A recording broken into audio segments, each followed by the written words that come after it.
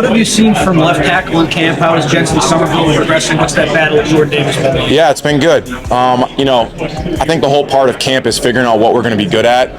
But I think the cool part about really the offensive line, there's a lot of competition across the board, not just tackle interior pieces, but you're seeing a lot of really people buy in and just trust that we're going to have multiple people play. And I think the understanding of that piece of it, that, injuries are a part of the game. And the big piece of the competition, making sure that the twos, the threes, whoever it ends up being is ready. And that's, to me, what we've seen as a staff is that there's just constant competition through it all. How much has Jensen grown since he's been here at UCLA? A lot. He's learned a lot. When you first start in spring camp, everything's new for everybody except for the people that came with us. So there's a lot more MAs. I think you really dial it back this past week, just from an offensive standpoint, there's a lot less missed assignments across the board. So you've really seen them starting to come on and grow a lot in the past week. The offensive line trying to gel, but you want to get as many looks as you can with different guys. What's the balance like? How challenging is that when you want to give a lot of guys reps, but you also want to send a lot of fun? Yeah, as you know, you get used to, playing next to someone. You get used to making the same calls, whether it's double teams from the offensive line, left tackle, left guard, right tackle, right guard. So there is a fine line with that of, understanding you're trying to evaluate people, but you're also trying to evaluate people with who they're with and who's making other people better. And I think that's probably the bigger thing is what constant guy, who's the common denominator is making people around him better. So it's one thing to be really good, but it's another thing to help everybody else across the board, because offensive line, as you know, it's five people working together, right? It's a very unique position where there's not stats to define what they do. The stats go to other people. So, you put an emphasis of figuring out, who's making everyone else around them better. How are some of those guys who make we're still going through it. I think collectively the offensive line plays really hard. You see just from some names, Carter Sweezy, he has, every time you put on that tape, he is giving everything that he has. Riley, Robel, same thing across the board. But I think it's everybody. You're just using those two people as an example. But to me, right now, where we're at, we're still in that evaluation process, and we're still making sure that we're going to put the 5, 6, 7 best people on the field, because, like I said, we're going to have multiple offensive linemen play. We're not going to play with just 5 offensive linemen. I've never got through a whole year where all 5 offensive linemen who started the year ended up playing the last game of the season. So just making sure that we're keeping their legs fresh, too. The combo of those two specifically and their familiarity with your offense and being with you at JMU, how good is it to have those two guys next to each other and just kind of stabilizing the entire group? Yeah, one of the things that we stress is communication. We've been stressing that from the offensive line. We've been stressing that through the offense. And they, from day one, they understand the standards. They understand, right, what we're trying to do. And you talk about the center position, really the interior guys who make a lot of calls, it starts with that piece, right? And being able to articulate the message, or articulate a mic, articulate whatever we're trying to do with an individual play. So when you already have that knowledge walking in on day one of spring camp, it elevates everybody else around them. And you saw that we were able to do some high level stuff in spring camp, right? That's the foundation. And in fall camp, we've done a lot of different things from spring camp, because we're trying to, in spring, just make sure we get our message across, get, the idea of who we're trying to become. And so that piece was elevated at a higher level. In fall camp, we were able to get into some high level stuff, in my opinion, early on, because of the intelligence level and the familiarity behind it all. How have you seen Nico kind of get comfortable in the offense? Where is he at right now? I think he's doing an excellent job. Like I said, this past week, in my opinion, we've really grown offensively, and it really starts with his leadership, right? You're really hearing him, from a vocal standpoint. We had, a situation in practice yesterday where we had 2 2-minute drives, and he did an unbelievable job of managing, moving the ball down the field, and they were not great situations, but that's the cool part of this program. We're going to make sure we attack every situation that could occur in a game. And so being able to move the ball in those situations, we were very pleased as an offense, but you're really seeing him take the next steps from the leadership level, and you can tell when he's feeling it, the whole offense is in a groove. What would you say about him as a person, not just a football player, but, as... He's the greatest person, right? He is a heart of gold. He's an unbelievable human being. He works his freaking tail off.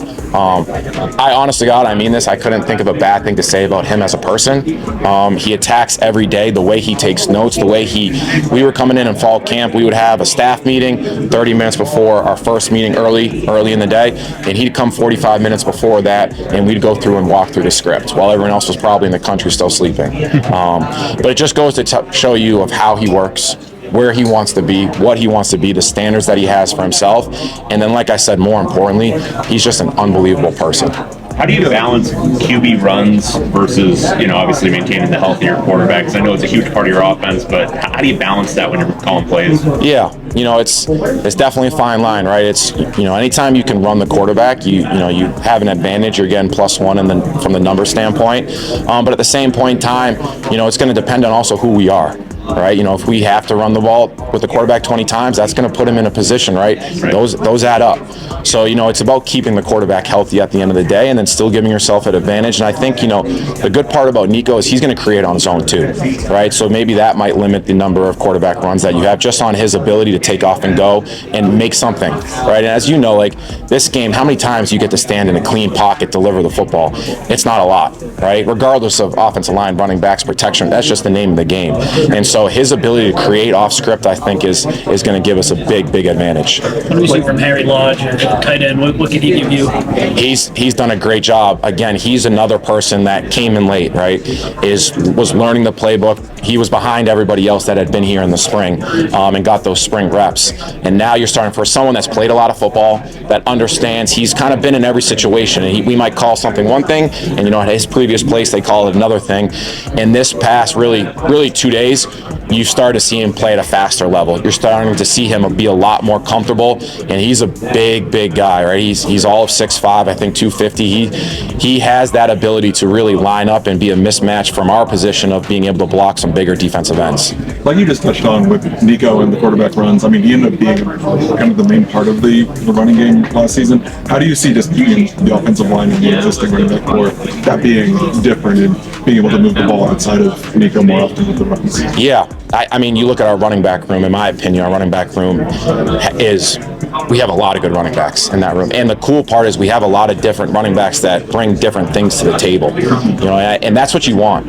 You want, same thing with the tight end room. You talk about tight ends and running backs, you can create mismatches with those two positions. And if you have a lot of different body types, you have a lot of people with different skill sets, that's going to allow you to do a lot more things. And so with the running back room, being able to run the ball, right, being able to protect, and then also being able to get out and run, be a receiver at times, run routes out of the backfield, I think that's going to offer a lot. What have you seen from Ty? What have you seen from Madden? When do you hope to make that QB2 designation?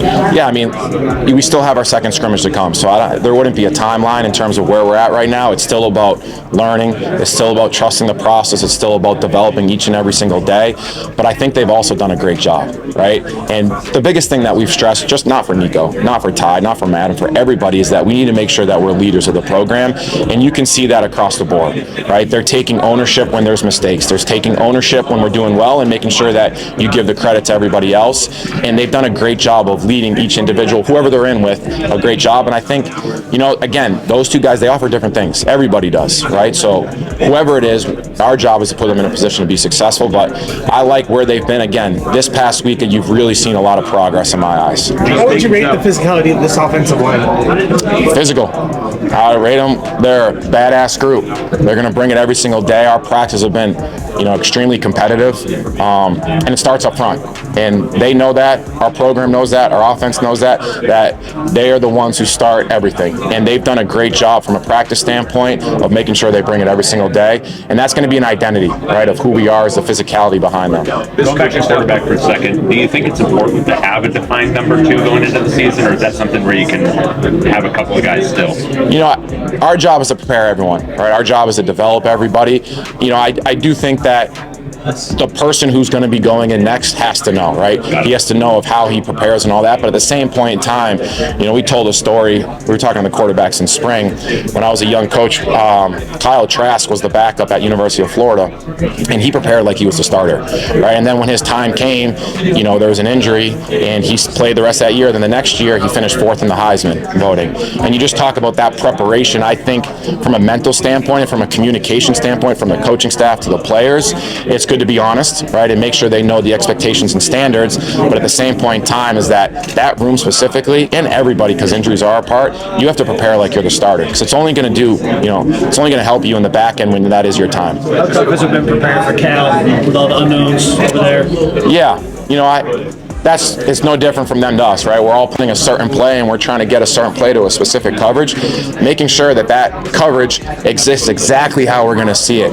It is such an important part of this program. It's such an important part, really, a piece of the football game. Coach, I'm sorry if this question has been Go ahead and we'll go last one down. okay. Sorry if this question's been asked before, but what's your relationship been like Derek Carr since he came in? Yeah, phenomenal person. I have nothing but good things to say. You talk about someone with that pedigree in terms of his resume and him walking into this building, how modest he is, how much knowledge he has, how much he's willing to help, how much he's willing to give. And it's not just he's willing to give to the players, which is really all of our jobs, but also give to the staff, right? Someone with that type of knowledge, like, you just want to be a sponge around that guy. And that's where I think is that he is extremely, extremely modest in how his approach to it. And it's been a joy to be around him. It's been a joy. It's an amazing piece of the program. And look, every quarterback wants to be, right, get to where he's been and be in the shoes that he's, where he's walked. And it's a different layer where he can help, give some nuggets here and there in terms of helping our players. The coaching staff obviously puts a lot of emphasis on like the little details and things like that. How does that manifest itself for you as offensive coordinator? Yeah, I mean, that's just, we talk about how you do one thing is how you do everything. And it's no different from the staff. It's no different from the equipment staff. It's no different from the people who help clean the building. It's everybody that pours into this program. And to me, like, you just talk about situational football, such a big piece of this game. We practice every situation you could imagine, right? There is, and we may not see it, but that 1% that we do see it in game 9, game 10, we are going to be prepared for it. So I think it's really just the preparation piece of it, right? Where you're making sure that there is no stone unturned, right? You're making sure that you practice every single thing that may occur in a game. Thank you, Coach. Thank you, guys.